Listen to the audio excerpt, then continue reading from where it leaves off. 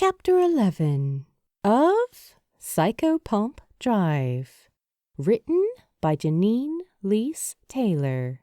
Read aloud by Skaya Simaru. Chapter 11 Swarm. The evening came, as it always did, before Finley fully expected it, and he groaned into the pillow as he fought the rush of tiredness that greeted him when he first opened his eyes. Am I ever going to get used to waking up at this time? He thought, digging both hands under his chest and rolling himself over. Without the sound of birdsong and the glow of sunlight, waking up in Psychopomp Drive could be disorienting, to say the least. He didn't think that he was fully awake when his thumbs began pressing the round plastic buttons through the tiny openings in his shirt. Even in the days before his death, the mornings were the hardest part of his day. He yawned as he caught his reflection in the mirror, leaning over the sink and blinking hard to rouse himself from his daze. Today was to be his first solo hunt, his chance to use his reaper in the field for the first time. Sassy rested against the side of the door frame, her sleek steel head glistening in the artificial orange light ebbing in from the cavern outside. He had spent weeks training with the weapon, adjusting to its weight, learning how to do the most damage. But the doubts still lingered. Thoughts of the whisperers still hovered on the edge of his every wakened moment. The sounds that they made, words like a venom that spread around his body. The effects of the poison still lingered. Despite the hours of effort, his hands still shook when he thought of them. I wonder if there's ever going to be a time when I'm not afraid of them. He reached out to take a hold of the handle, squeezing it in both hands and allowing himself to be reassured by its solid mass. The purple glow that usually radiated from the reaper was absent, like the soul inside was sleeping.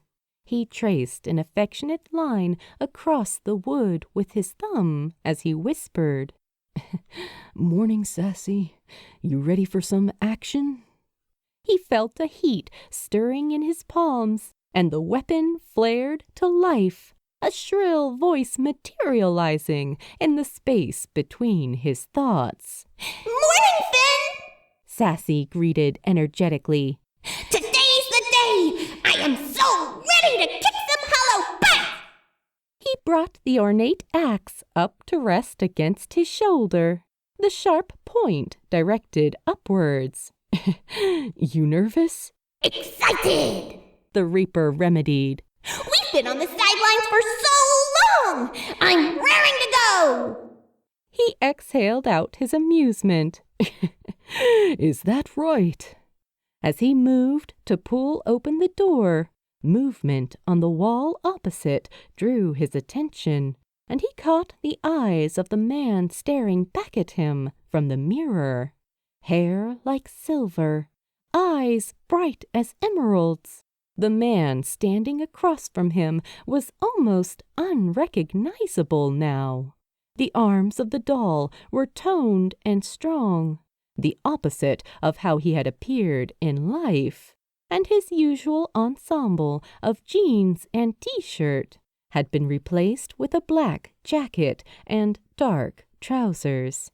His appearance, now more than ever, served as a reminder of his new namesake. He was to be a servant of the Grim and the Reaper both. No longer just Finley Evans, but an Amarini of Saulo, the 8th. Taking a deep breath, he headed out the door and down towards the stairs without missing another beat.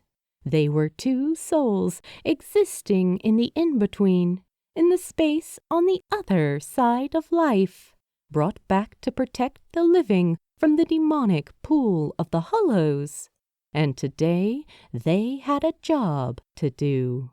He stood before the other spirits, surveying their expressions with one of his own that he hoped gave off more of an air of confidence than he felt right now. "Let's go," he said.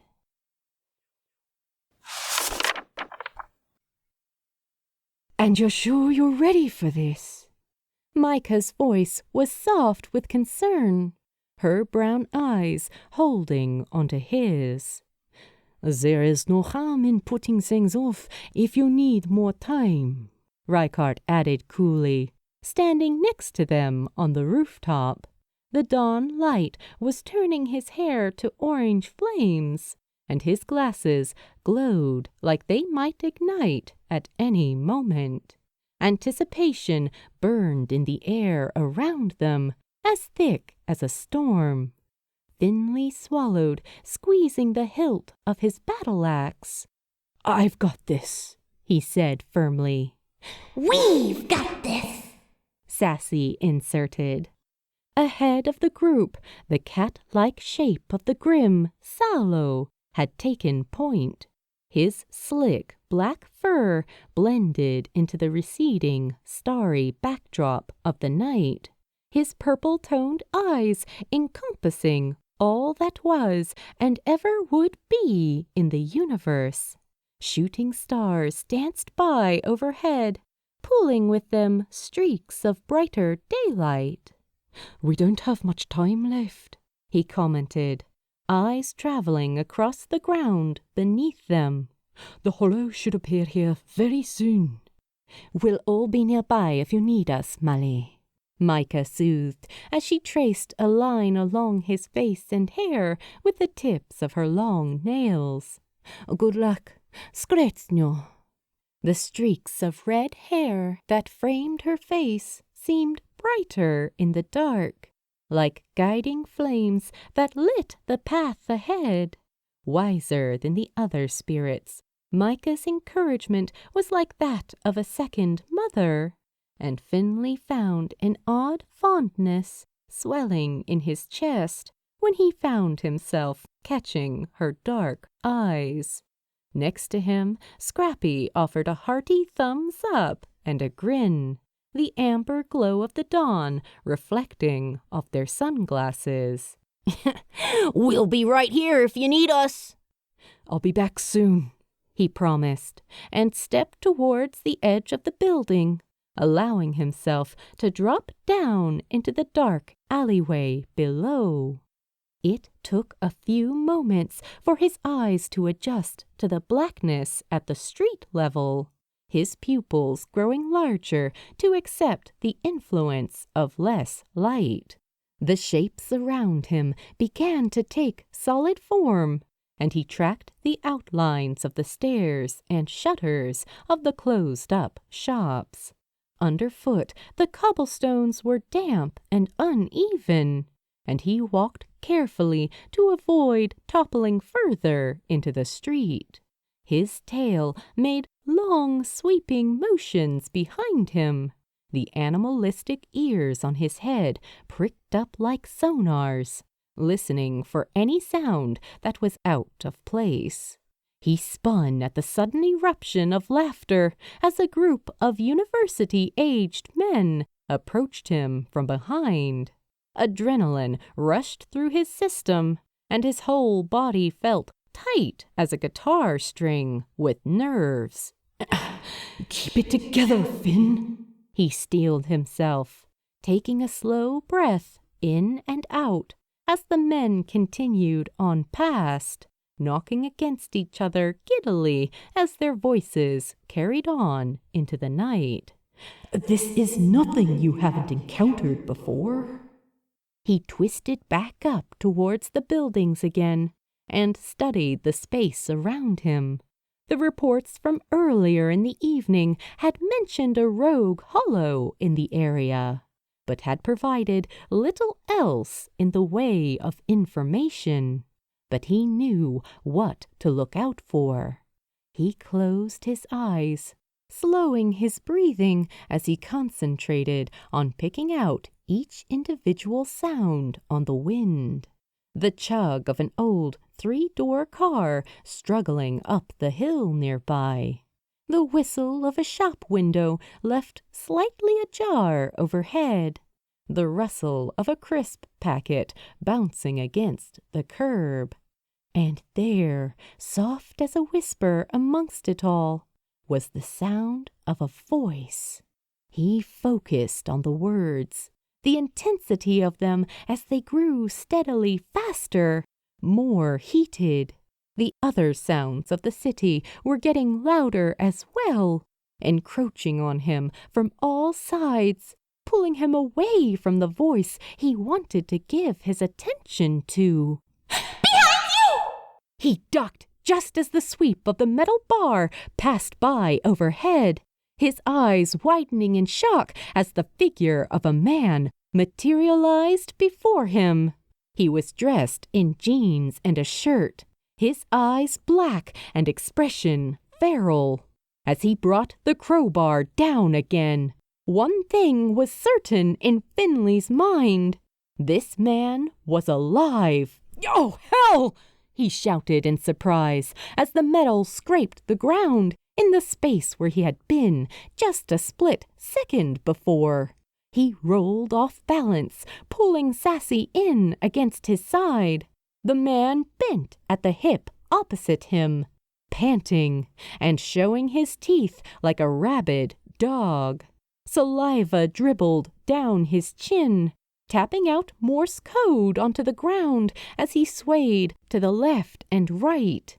He held his makeshift weapon in one hand, the steel glistening in the unnatural ochre of the streetlight as he bobbed in place, his breath setting the rhythm for the rest of his motions.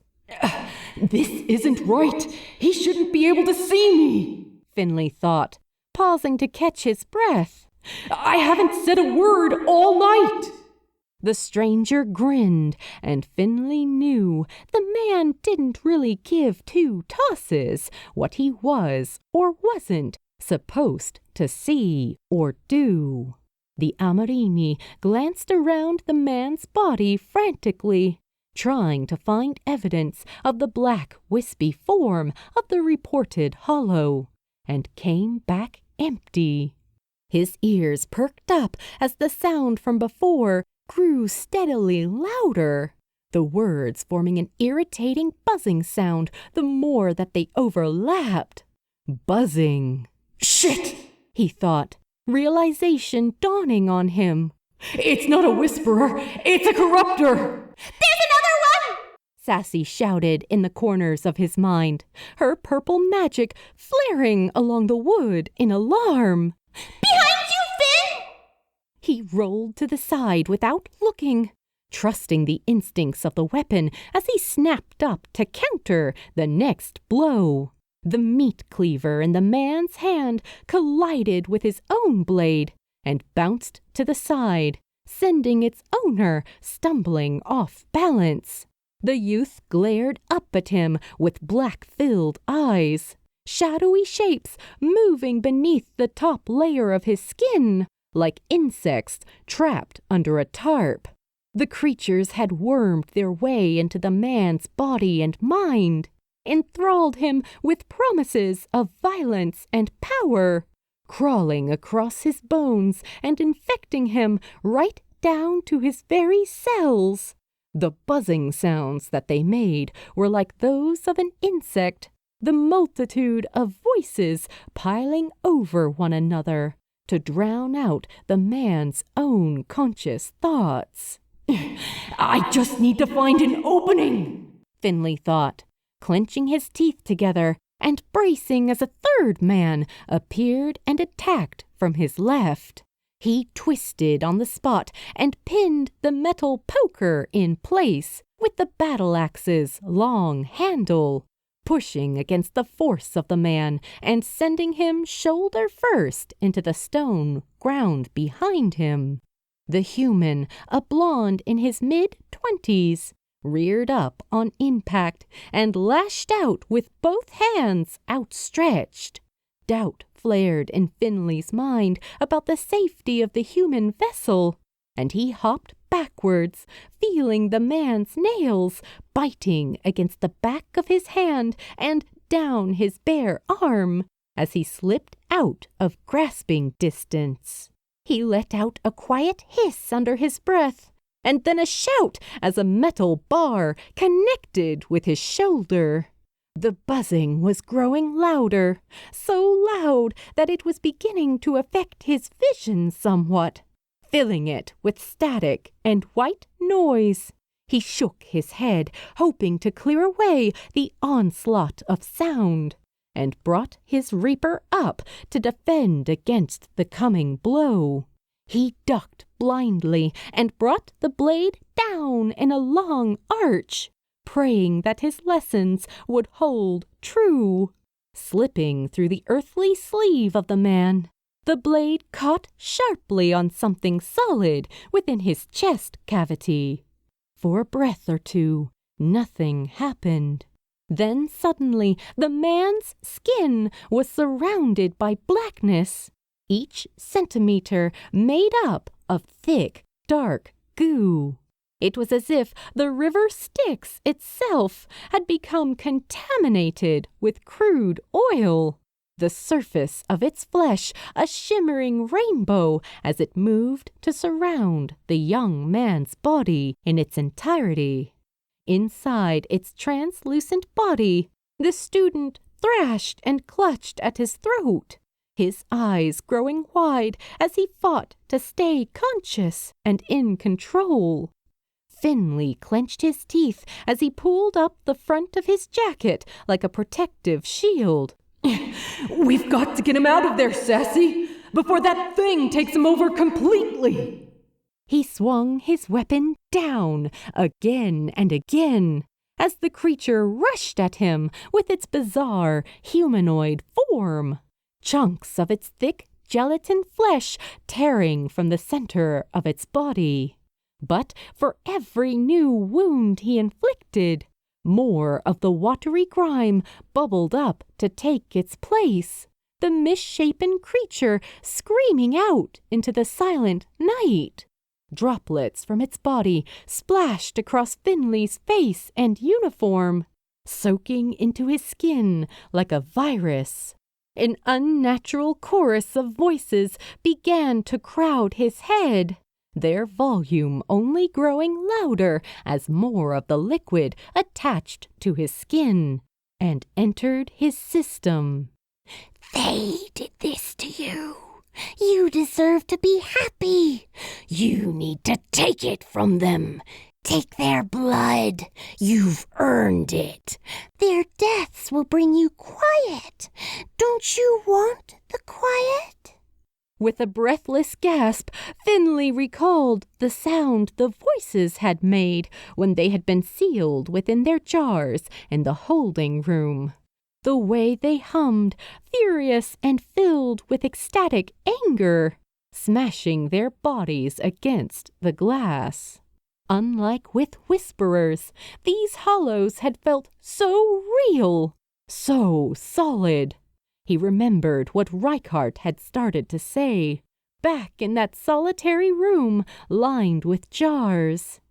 The man that shot you back in the jewels. An ordinary man, driven mad by the voices in his head. Finley clutched the battle axe, bringing it to his chest as the realization took hold. Anyone was vulnerable to these creatures. They fired off a chain reaction, destroying the lives of everyone around them. The grief of loss made people vulnerable, giving them more potential victims to corrupt. Reichardt had been right before when he said the hollows were an infection. It got inside and grew like a cancer. And what do we do with cancer, Sassy? Finley questioned wordlessly, gritting his teeth and twisting his grip tightly around the axe handle. We slice it out! The purple glow of his reaper intensified, and he spun on the spot, allowing the momentum of its weight to guide him without resistance. The enthralled humans bore down on him at an incredible pace, their speed augmented by the inhuman parasites. Finley turned fiercely, his arms dragging behind his body as he rotated the axe in a wide arc. He built up speed as he moved, his feet graceful on the uneven ground, as if he were taking part in some sort of strange dance. He mimicked the steps that Reichardt had shown him, and twisted and pulled, coaxing the hollows out to the surface of the man's body. Within the sticky sludge, 100 beady eyes, like glass, stared back at him, each spirit growling and hissing and thrashing. He could sense the heat of his magic rising around him. The faint sound of music as Sassy began to sing in the back of his mind. He closed his eyes and gave into the sweet melody of it, feeling the teeth and hands of the monsters rising from his own skin as well, the gnawing sharpness as they fought back against his spell. Please, he willed them. Let go of your pain and be free. Slowly at first, and then all at once, 2 lightning-quick slashes stopped the buzzing, dripping creatures in their tracks, their central mass exploding outwards as their hosts were freed. The crescendo of voices rose, surging into the night all around them, screeching in the moments before the world fell silent again. The humans inside continued stepping forward on rubbery legs, eyes dazed, before they crumpled to the ground behind him, and he ran over to the first, reaching out to brush his pulse point anxiously. Do not worry. They are merely asleep, Master Evans. The smooth Irish twang of Salo's voice was comforting as it cut through the unsettling quietness that followed. He hopped across the cobblestones with such little effort that it appeared that he was gliding. Around them, the shapes of several figures appeared in the lamplight. Smiling and laughing, the children gathered around the larger form of a man who bowed his head and tipped his peaked cap in their direction. The children waved and faded into the early morning air, as if they were merely setting off for another day at school. Their uniforms were all a matching shade of royal blue. Finley straightened, letting the head of his weapon come to rest by his side as he finally took the chance to catch his breath. Those things, he started, watching as the spirit of the man followed after them into the half-light. They were corruptors, weren't they? It appears they latched onto these humans as they passed through the area, the Grim commented as he came to a stop at the side of one of the fallen hosts. He reached out a paw and tilted his face slightly to the side, effectively placing him in the recovery position. He nodded towards a wall nearby, which was decorated with slowly rotting bouquets of flowers. There was an accident here last month. A school bus collided with oncoming traffic, killed a teacher and 7 of his students. Finley frowned. So all this time, their spirits have been trapped in this area, unable to get out? The cat nodded, glancing up at him with bright eyes. In the end, it was easy for the corruption to take hold. The spirits missed their families. That pain was something the Hollows could take advantage of. The young Amarini's eyes were pulled back towards the arch of the wall, to the petals hanging off the dying plants. It's hard to believe that something like this could happen to people. Salo followed his gaze. Even children are not immune to the infection of the Hollows, he said. It doesn't seem fair, Finley breathed. No, Salo agreed. It does not. But that is why we are here. And you handled yourself very well this evening. You can rest knowing that their spirits are safe now because of your actions. Finley let out a tired sigh. Yeah, he agreed.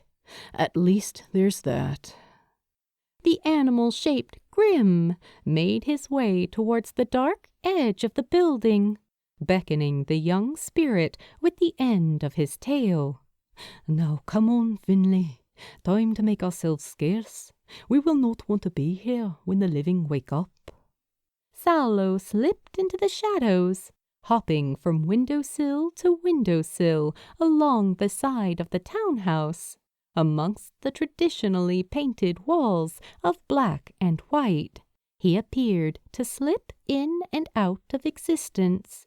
Finley glanced back at the sound of a soft groan, then rushed into the darkness after his Grim, rising along the rugged edges of the building until he reached the summit. The other 7 Amarini waited at the crest of it, and they each turned their heads as he joined the Grim on the damp concrete. Abby was the first to come forward, her green eyes bright and wet like morning dew, as she took hold of both of his arms. Jesus, Finley, are you all right? We were seriously worried about you out there. We could hear those fucking corruptors from up here.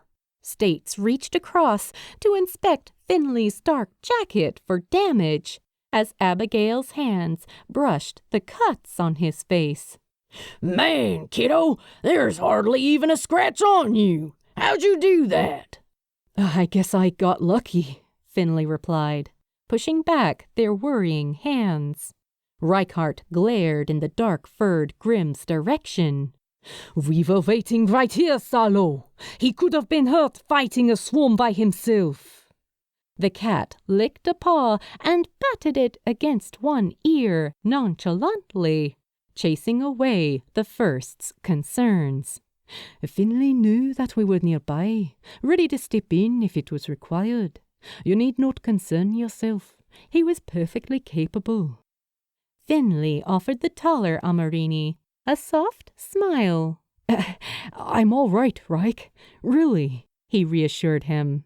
The French Amarini snorted, turning to look back over the slope of the city streets.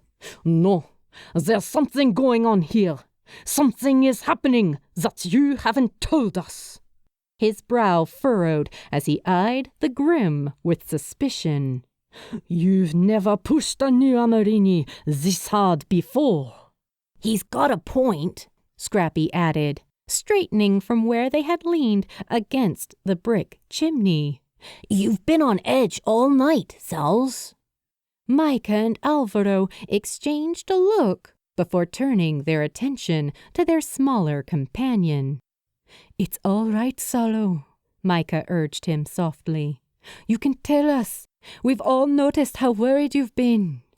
Spectre began walking through the center of the group, his eyes glowing purple in the darkness.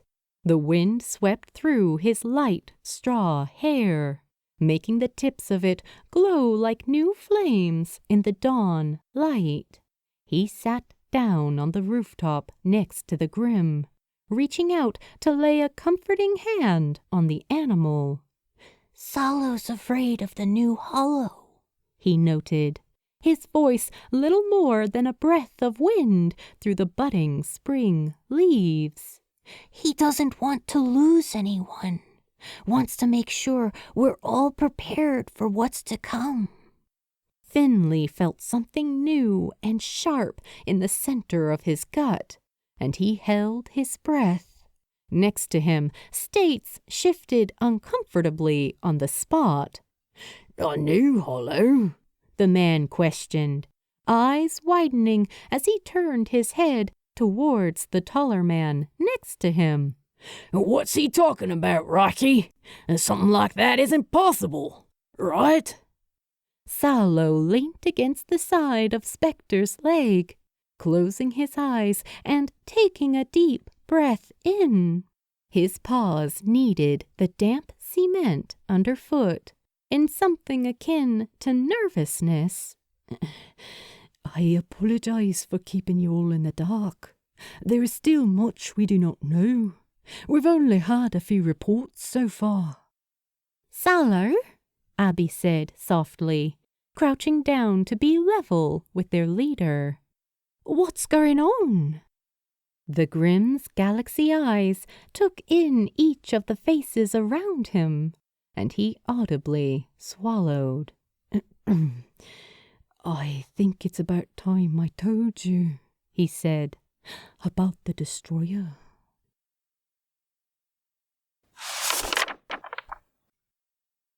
To be continued in Chapter 12.